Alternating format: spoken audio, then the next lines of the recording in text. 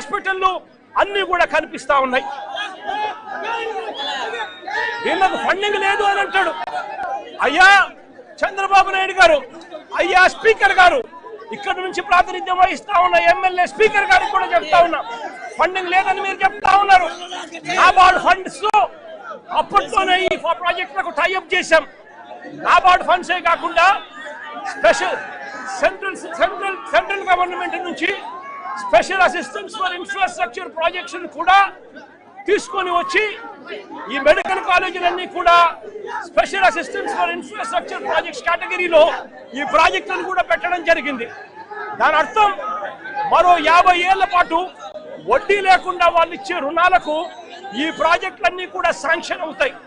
మరి central government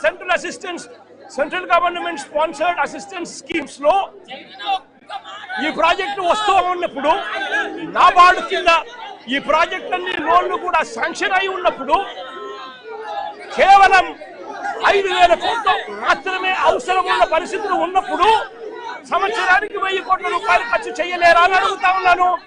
దీనికోసం కూడా అబద్ధాలు చెప్పే కార్యక్రమాలు చేస్తూ నిస్సిగ్గుగా చంద్రబాబు నాయుడు గారు వ్యవహరిస్తున్న తీరును చంద్రబాబు నాయుడు గారు సిగ్గుతో తల వంచుకోవాలి అని చెప్పి ఈ సందర్భంగా చంద్రబాబు నాయుడు గారిని గట్టిగా నిలదీస్తూ చంద్రబాబు నాయుడు గారిని గట్టిగా ప్రశ్నిస్తున్నాం.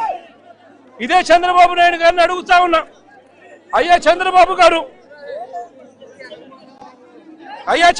గారు, మిమ్మల్ని మీరు చేసే కార్యక్రమాలను నిరసన తెలుపుతూ రేపటి నుంచి నవంబర్ 22 దాకా 22 వరకు గ్రామ వార్డు స్థాయిలో రచ్చబండ అనే కార్యక్రమాన్ని కొనసాగించబోతా ఉన్నాం. వార్డుల్లోనూ గ్రామాల్లోనూ చంద్రబాబు నాయుడు చేస్తా ఉన్న అన్యాయాలను, మెడికల్ కాలేజీలకు సంబంధించి జరుగుతా ఉన్న నష్టాన్ని ప్రజలకు వివరించడమే కాకుండా చంద్రబాబు నాయుడు గారు సూపర్ 6, సూపర్ 7 పేరుతో చేసిన మోసాలను కూడా ప్రజలకు వివరించే కార్యక్రమం ఈ రచ్చబండ ద్వారా చేస్తాం.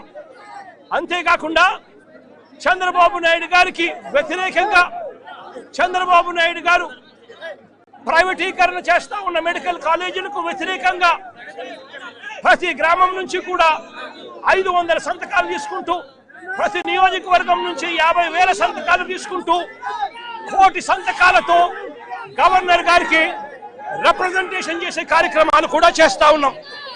ఇందులో భాగంగానే అక్టోబర్ 28వ తారీఖున ఒకవైపున ఈ కార్యక్రమాలు చేస్తూ, మరోవైపున అక్టోబర్ 28వ తారీఖున నియోజకవర్గ కేంద్రాలలో ప్రైవేటీకరణకు వ్యతిరేకంగా, మెడికల్ కాలేజీల ప్రైవేటీకరణకు వ్యతిరేకంగా, చంద్రబాబు నాయుడు గారు చేస్తా ఉన్న అన్యాయానికి వ్యతిరేకంగా అక్టోబర్ 28వ తారీఖున ప్రతి నియోజకవర్గ కేంద్రంలోనూ ధర్నాలు చేసే, నియోజకవర్గ కేంద్రంలోనూ ర్యాలీలు చేసే కార్యక్రమం చేయబోతా ఉన్నాము. ఈ ర్యాలీతో డిమాండ్ పత్రాలు నియోజకవర్గ కేంద్రానికి సంబంధించిన ఆఫీసులో ఇవ్వడం కూడా జరుగుతుంది. అదే రకంగా నవంబర్ 12వ తారీఖున జిల్లా కేంద్రాలలో కూడా ఈ ర్యాలీలు కొనసాగి ప్రైవేటీకరణకు వ్యతిరేకంగా, మెడికల్ కాలేజీల ప్రైవేటీకరణకు వ్యతిరేకంగా జిల్లా కేంద్రాలలో నిరసన తెలుపుతూ కలెక్టర్కు కూడా డిమాండ్ పత్రాలు ఇవ్వడం కూడా జరుగుతుంది.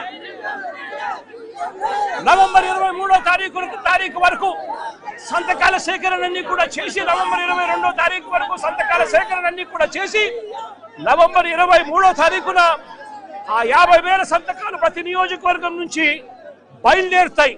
నవంబర్ 23న బయలుదేరి జిల్లా కేంద్రాలకు ఒక్కో నియోజకవర్గం నుంచి 50,000 సంతకాలు నవంబర్ 23వ తారీఖున జిల్లా కేంద్రానికి బయలుదేరుతాయి. ఒక్కొక్క నియోజకవర్గం నుంచి ఆ జిల్లా కేంద్రం నుంచి మర్నాడు నవంబర్ 24వ తారీఖున ప్రతి జిల్లా కేంద్రం నుంచి కూడా లక్షల కొద్ది ప్రజలు సంతకాలు చేసిన చంద్రబాబు నాయుడు గారి ప్రైవేటీకరణకు నిరసన తెలుపుతూ చంద్రబాబు నాయుడు గారికి వ్యతిరేకంగా సంతకాలు చేసిన పత్రాలతో నవంబర్ 24న జిల్లా కేంద్రాల నుంచి విజయవాడకు ప్రతి లారీ కూడా బయలుదేరుతుంది. ఆ తర్వాత విజయవాడ చేరుకున్న తర్వాత గవర్నర్ గారు ఎప్పుడు అపాయింట్మెంట్ ఇస్తారో అప్పుడు మొత్తం వైఎస్ఆర్సీపీకి సంబంధించిన పార్టీలే కాకుండా మాతో పాటు కలిసి వచ్చే మేధావులను కూడా తీసుకుని గవర్నర్ గారికి ఈ కోటి సంతకాలు చేసిన డిమాండ్